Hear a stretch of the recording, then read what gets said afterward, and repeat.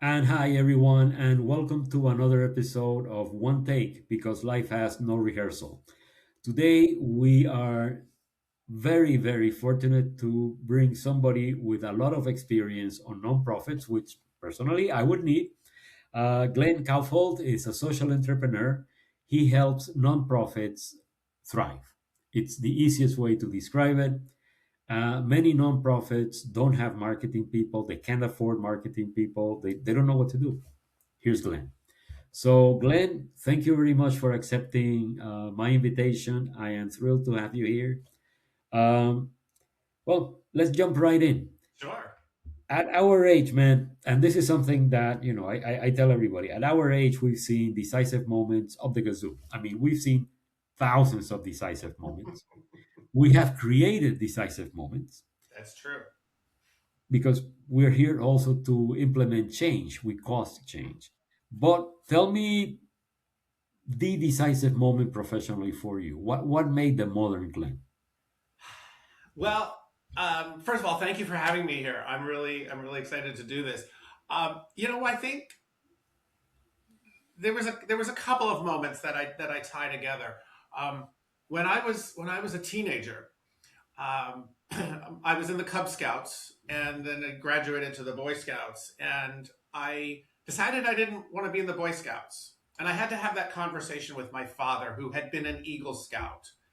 And probably one of the most difficult discussions I ever had with my father. And he said, "Okay, that's fine." He goes, "But you have to be involved in something."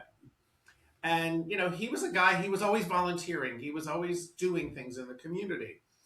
And so when I got out of college, I took a job in a community hospital in communications, or back then we called it PR. Everything was PR back then. And then wanted to change my life. I wanted to leave New Jersey, where I grew up, and move to Boston. And when you're young, you explore things. And I went over to the corporate side of things, and I got a job working for a company that made dog treats and cat litter. Like, it was a job, okay. And 6 months after I arrived, they announced the company was being sold. It was moving to California, and y'all have time to start looking for a job. And so that was a moment, having worked in nonprofit, having worked in corporate. I said, you know what, I'm going back into the nonprofit sector. It goes back to, what my father said, you have to be involved. I felt very comfortable there and very motivated to be in that space. And so when I started looking for a new job, those were the only jobs I looked at, was in the nonprofit space, and ended up working at Boston University at the dental school there. Um, Oh, so and you said two. What was the second one? well, it was really my father, and then this decision. Yeah, that must have been something. I am very much my father's son, in so many ways. And we go through a period of life where we cringe when we think something like that. But yeah, I am my father. Yeah, I at some point I also reconciled with my father. So he used to visit me. Well, he said he wanted to visit me every Saturday morning, Uh but no, he wanted to visit my dog. huh. The truth comes out. Yeah. So he would sit with my dog and talk to me a bit and sit with my dog. Yeah. So socially, I mean, well, I've been involved as a person in nonprofits Yeah. a lot. I not only my own, but I also believe in giving back. I've been involved with the Miami Lighthouse for the Blind, the Lotus House. I'm currently very involved with the Miami Rescue Mission, which is Yeah. called the Caring Place right now. So it's a difficult thing, right? Because on the one hand, for example, me dealing with the homeless, some people have the wrong idea about the homeless. Some people think they're all lazy. Some people think they're all drug addicts. Some people think they're all mentally challenged. And the truth is, some are not. Some are just unlucky. I mean, Yeah. it happens to the best of everybody. So it's a difficult industry to be in, especially these days. Hmm. So we've seen a lot of changes from social programs that existed to social programs that do not exist anymore. But what change? What change has just fallen on you that you would have said, "No, I would have never guessed this"? Well, that's a great question, and I think we're seeing that change right now. We started to see it in 2020 during the pandemic. Nonprofits had to pivot. That was the word we were all using back then. We have to pivot. Um, but that was, I think, a dress rehearsal for what we're seeing now. Um, Nonprofits are, frankly, under attack in this country. Their funding is being cut by the federal government, by state governments, and that forces local governments to have to make dramatic changes. We see open attacks from elected leaders on the nonprofit sector of what's going on. And I'm not trying to get political here, but it's what we're seeing. There was some research done last year in 10 states with conservative voters and their attitudes toward nonprofits, and it was shocking to me, what people were saying about nonprofits. And trust is eroding throughout our society, with media, with companies, with government, with nonprofits. And this is the moment we're living in. Yet the sector hasn't changed. We during the pandemic, obviously fundraising events like galas and golf tournaments and things, all got put on hold. I was hopeful that they would never come back, but they came back. Boards of nonprofits are doing the same things they were doing 20 years ago. And I I was at a conference last fall, and the CEO of the National Council on Nonprofits spoke, and she said something that has just resonated with me. She said, the nonprofit of 2024 is gone and is never coming back. And so we're in a moment right now of not just getting through the next couple of years, but looking beyond that, and making sure that our organizations are resilient in every way, in governance, in the people who are on the boards and what they are doing, in our storytelling, in our communications, in our fundraising, in our financial planning. And this is the work that I'm doing right now in my new company. That we are working with nonprofits of all sizes, especially some of the smallest, to guide them through the next few years and help inspire them and push them to really look differently at how they are operating. And that's and some organizations are not going to survive the next couple of years. We lost some during the pandemic. We've already lost some, and we will lose more if Well, people don't change.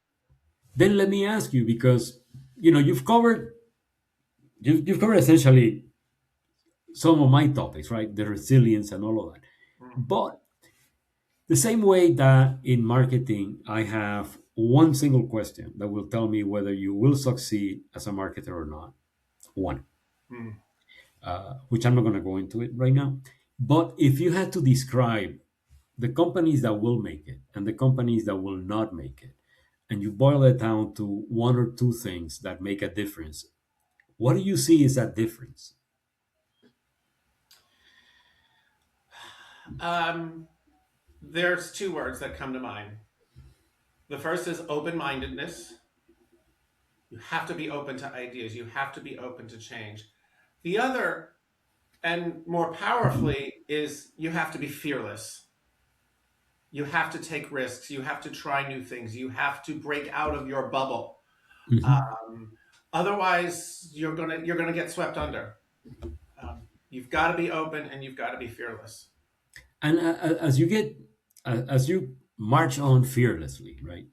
Um, I don't know. I used to be in a judo team, karate, but I've also done a lot of street fighting myself.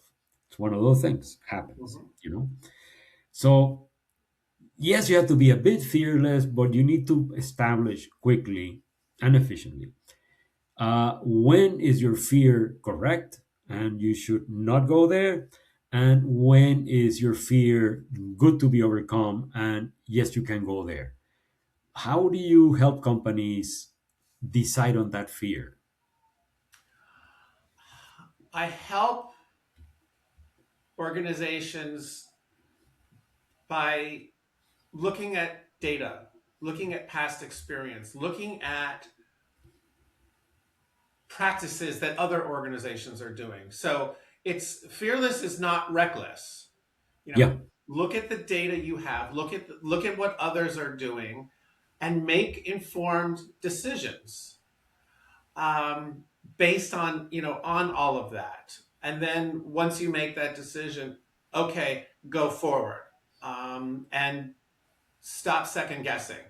You have to plunge ahead. you Uh, you've touched on a couple of things that are dear to my heart. Fearless is not reckless. you know exactly. you, fear is normal. I mean, you get into a fight, there's always a fear, right? And I used to tell one guy who was a good friend of mine, dude, if you walk into a fight, somebody's going to hit you. Be aware of that. And it's going to hurt. It is what it is. That doesn't mean you're reckless. We don't want to put your face out there, but fearless is not reckless. And then the other one is, of course, the entire issue of you make a decision, stop second guessing. I tell people that one of the two biggest personal obstacles that you run is when you have data that shows you should go there and you say, yes, but, yes, the data is right, but I'm going to do something else. If you're intelligent and you've looked at all the data, and I'm very glad you help them look at the data because it really helps to have somebody removed from you look at this data because they're objective, and Yeah. I'm sure you're tremendously objective, and also because you see a lot of data, so Mm. you know which data is meaningful, which data is meaningless. But it's good that you're teaching smaller organizations especially that. Yeah, and it when you're being fearless, I mean, you still want to be mindful at the Yes. same time. And I so in my new company, we're still in startup mode, and we're doing this. We're doing the same thing we're advising our participants to do. So we are looking at data. We are looking at what's going on out there. We're making decisions, um, and but we monitor that.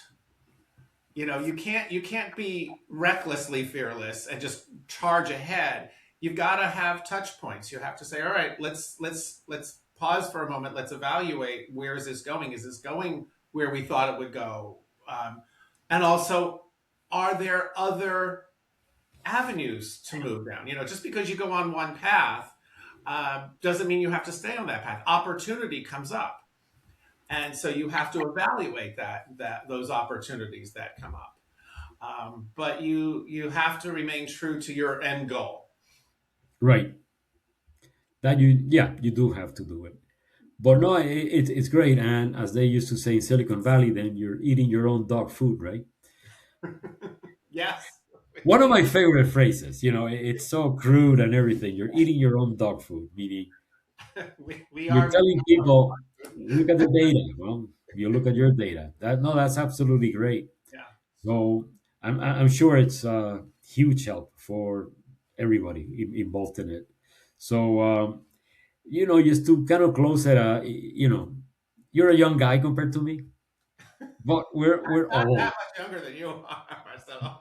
We all have gray hair, right? It's here. So let's say you're talking, and this probably happens to you a lot, where you're talking to maybe the CEO of a company, and they can only hire the one candidate, and that's it. And they're interviewing really young people, the young market, and they're interviewing middle-aged people who are, like in the prime of their careers, so they think, and you're interviewing older people. What do you say to that CEO about the value that an older person brings to their organization? It's lived experience. It is people like the two of us who have been doing this for 40 plus years, um, who have seen what works, who have seen what doesn't work. But the caveat is find that older person who is open minded. I'm 63. I love meeting people in their 20s and 30s and hearing their ideas and what they're doing with technology that maybe I have never done. So I think bringing having that in your life, understanding how the world is evolving, how technology is changing, how practices are changing, but marry that with the lived experience. I always check myself. I don't want to say no. That thing has been done before. It doesn't work. When maybe somebody new can make that idea work. So old ideas do come around, and they become really great ideas sometimes.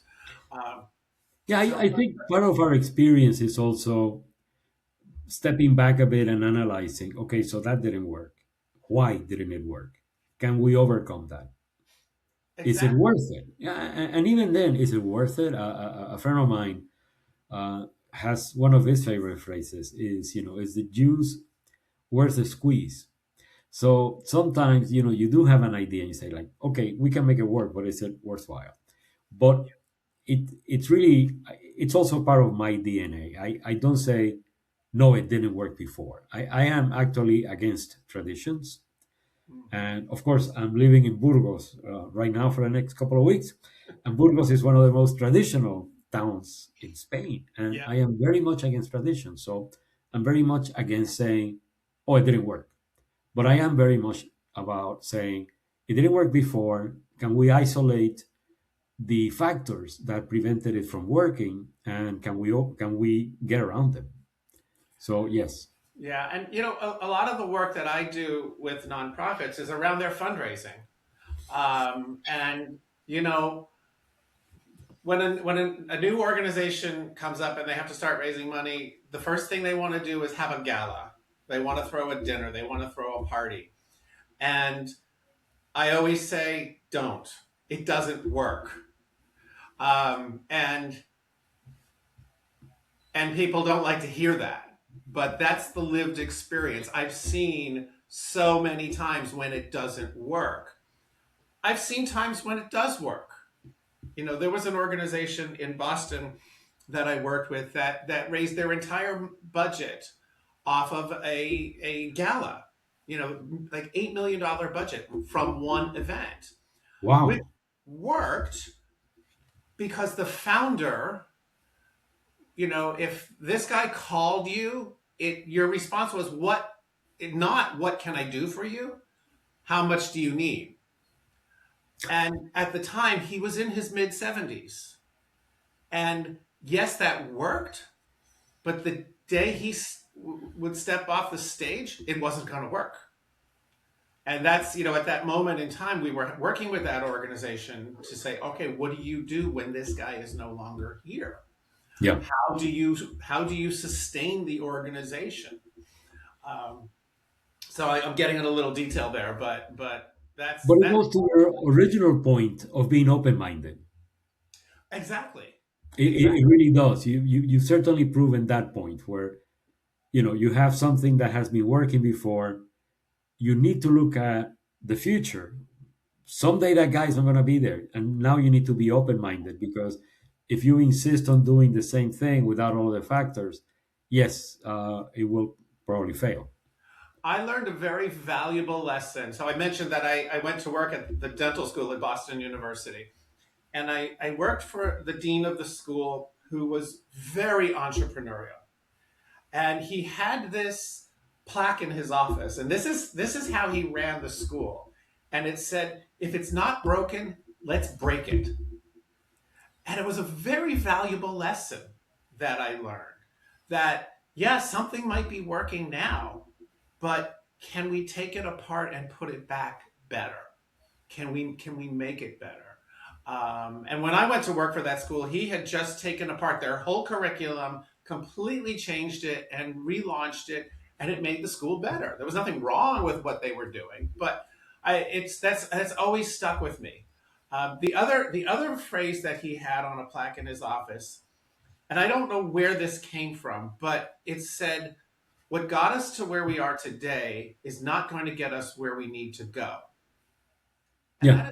that is so true as well. You have to evolve, no matter what business you're in, no matter even just in your life. You have to evolve. Yep. I totally agree. Totally. I mean, like, you have to reinvent yourself a lot. I And keep all doing of the time, by the way, I always say change is not good. Good change is good.